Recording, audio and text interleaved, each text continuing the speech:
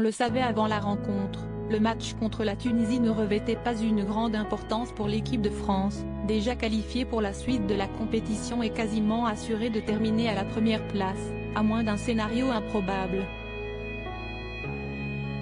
Dans l'optique de faire souffler ses meilleurs éléments, le sélectionneur Didier Deschamps avait fait le choix de totalement remanier son 11 de départ en mettant sur le banc les stars, à l'image de Kylian Mbappé et Olivier Giroud, pour laisser la place aux autres joueurs comme Jordan Verretou et Matteo Guendouzi, les deux footballeurs de l'Olympique de Marseille. Malheureusement pour le sélectionneur, ce match a mis en lumière la différence de niveau abyssal entre les titulaires habituels et le remplaçant, puisque la Tunisie a plutôt eu la maîtrise du match, avant d'inscrire le premier but de la rencontre à l'heure de jeu. Face à la prestation très terne de son équipe, Didier Deschamps a fait rentrer plusieurs éléments, dont Antoine Griezmann, qui pensait avoir offert l'égalisation aux Bleus en toute fin de match. Un but salvateur, l'arbitre sifflant la fin du match dans la foulée, avant qu'il ne revienne sur sa décision quelques instants après pour finalement annuler le but pour un hors-jeu de celui que l'on surnomme Grisou. Une façon de faire pas vraiment du goût de Didier Deschamps, qui a demandé des explications après la rencontre. L'arbitre a sifflé le coup d'envoi et la fin du match.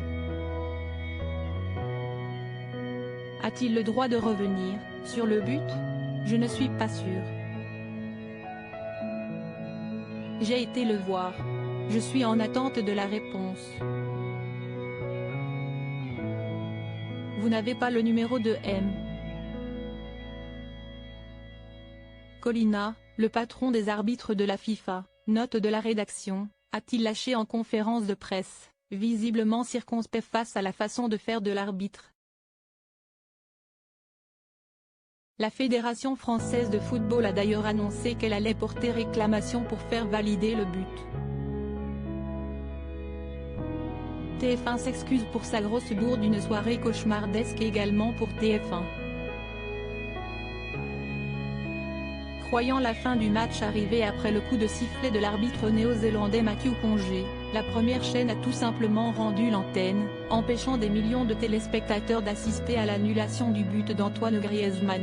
La chaîne s'est excusée pour cet incident sur son compte Twitter par la suite.